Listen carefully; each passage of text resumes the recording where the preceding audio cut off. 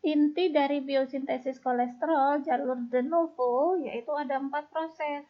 Pertama, perubahan asetil-CoA menjadi mevalonat, mevalonat menjadi isopentenyl difosfat, isopentenyl difosfat akan dirubah menjadi skualen, dan akhirnya penutupan cincin skualen akan membentuk kolesterol.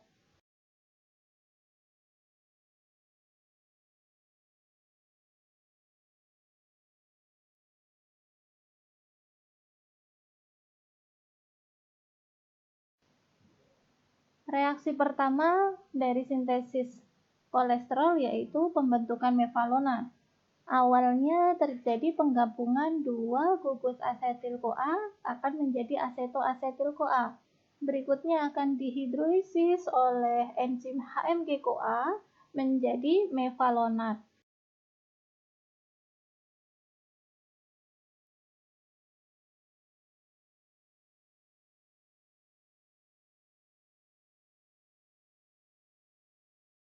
Reaksi ini nomor pertama yaitu 3-asetil-CoA akan membentuk HMG-CoA, yaitu 3-hidroksi-3-metilglutaryl-CoA. Berikutnya akan menjadi mevalonat. Ada hormon yang meningkatkan sintesis kolesterol di sini, yaitu insulin, tiroksin, serta glukagon menghambat reaksi dari HMG-CoA reduktase.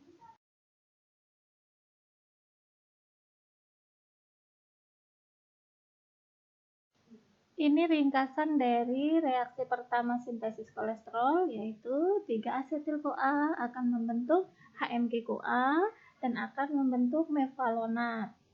HMG-CoA dikonversi dibantu oleh HMG-CoA reduktase menjadi mevalonat yang merupakan senyawa dengan 6 karbon.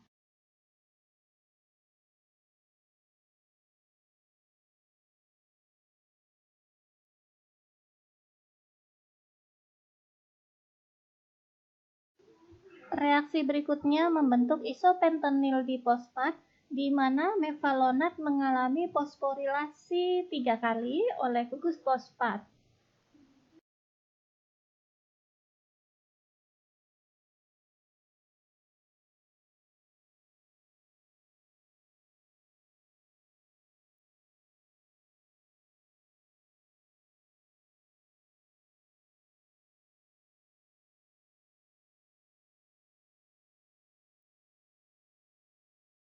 Ini merupakan fosforilasi dari mevalonat. 2 kali fosforilasi mevalonat akan menghasilkan mevalonil difosfat. Kemudian mengalami fosforilasi 1 kali lagi menjadi isopentenyl difosfat.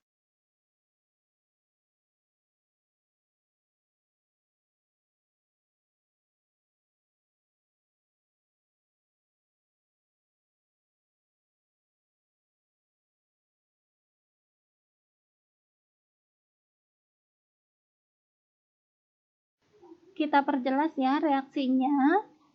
Mevalonat akan mengalami fosforilasi sebanyak 3 kali. Mevalonat plus ATP akan membentuk mevalonat 5-fosfat. Berikutnya plus ATP akan membentuk mevalonat 5-difosfat.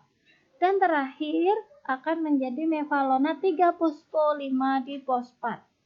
Mevalonat 3-fosfo-5-difosfat ini akan mengalami karboksilasi akhirnya menjadi isopentenyl difosfat. Tahap ketiga membentuk skualen. Ada 6 gugus isopentenyl difosfat yang akan berkondensasi dengan membebaskan gugus difosfat, menghasilkan hidroksikarbon skualen di mana dia mempunyai 30 atom karbon, 24 pada rantai dan 6 dalam bentuk cabang gugus metil skualen.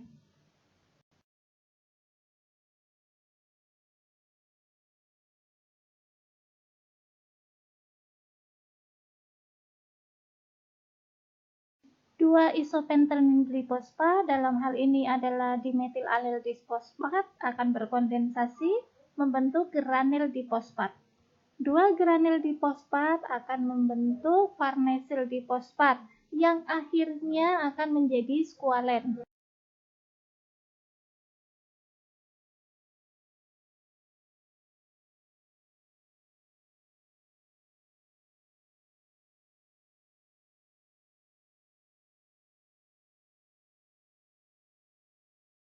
Jadi pada intinya ada 6 unit isoprenoid akan membentuk skualen, yaitu 3 isopentanil difosfat berkondensasi memampat menjadi farnesil difosfat, kemudian 2 molekul farnesil difosfat akan berkondensasi membentuk skualen.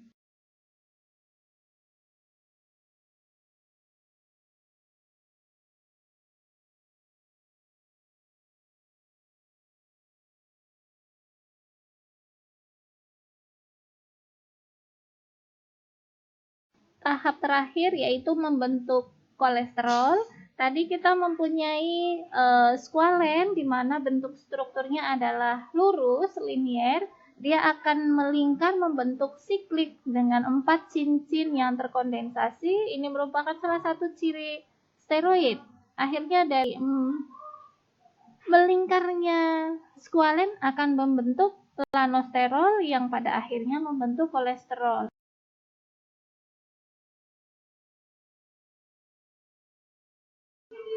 Ini gambaran dari skualen, dia akan membentuk cincin menjadi lanosterol, penutupan cincin lanosterol akan menjadi kolesterol.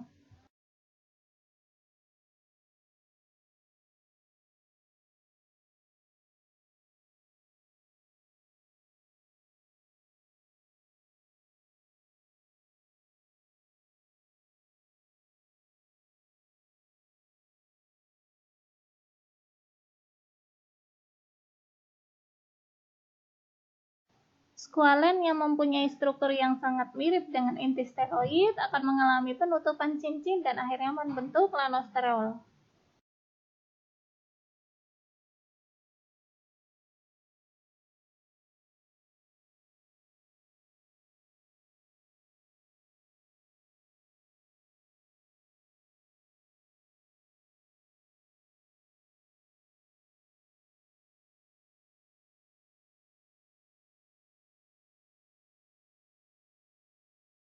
Konversi lanosterol menjadi kolesterol ini terjadi di retikulum endoplasma, yaitu perubahan inti steroid dan rantai samping dengan pergeseran beberapa ikatan rangkapnya akhirnya menjadi kolesterol.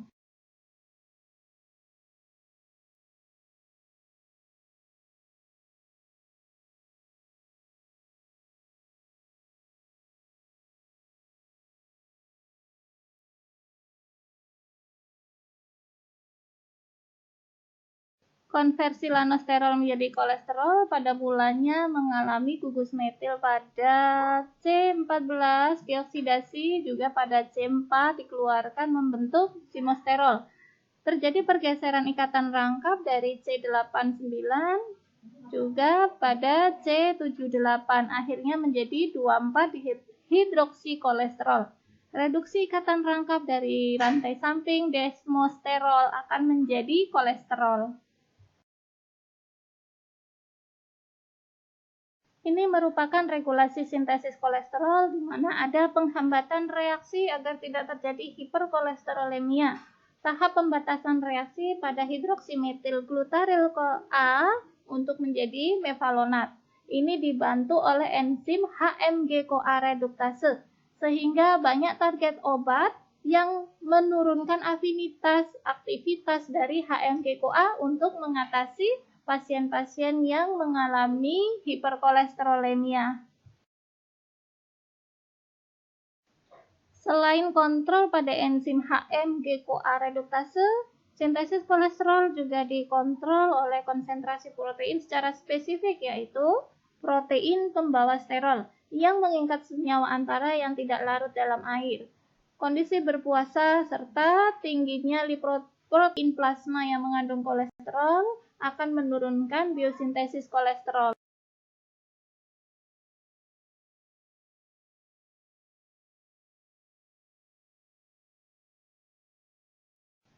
Hal yang meningkatkan biosintesis kolesterol seperti kekurangan insulin atau hormon steroid akan meningkatkan konsentrasi kolesterol di darah. Upaya menurunkan biosintesis dikontrol dari konsumsi kolesterol, dari diet tinggi lemak yang jenuh, Diet lemak tidak jenuh akan menekan konsentrasi kolesterol di plasma, sedangkan kelebihan hormon steroid akan meningkatkan konsentrasi kolesterol di plasma.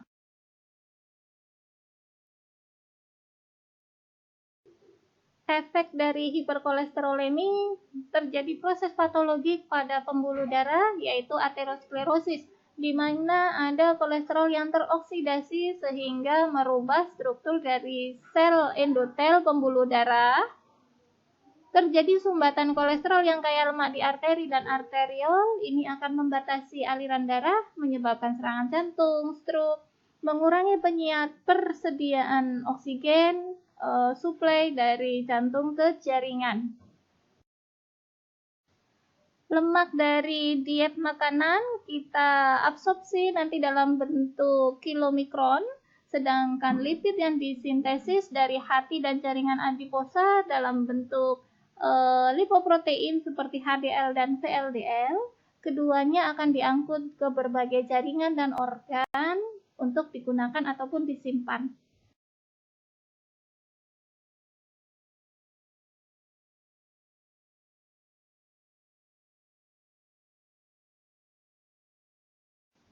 Lipid di plasma kalau kita periksa itu terdiri dari triasilgliserol atau sering kita sebut sebagai trigliserida, ada fosfolipid, kolesterol, ester kolesterol, dan asam lemak bebas.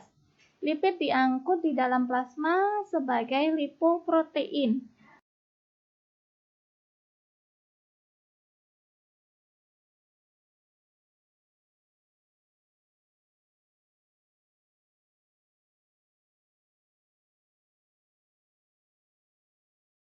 Ada 4 kelompok utama lipoprotein penting dalam pemeriksaan, yaitu ada kilomikron, VLDL very low density lipid, LDL low density lipid, dan HDL high density lipid. Yang ini yang terakhir kita sering sebut sebagai kolesterol yang baik.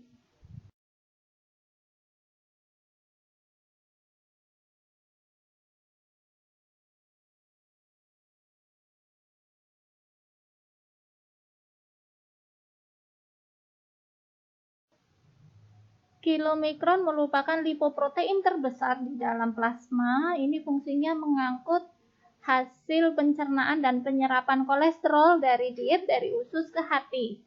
Sedangkan VLDL ini mengangkut triasilgliserol dari hati. Jadi kolesterol yang tadi sudah disintesis oleh hati akan keluar dari hati dalam bentuk VLDL.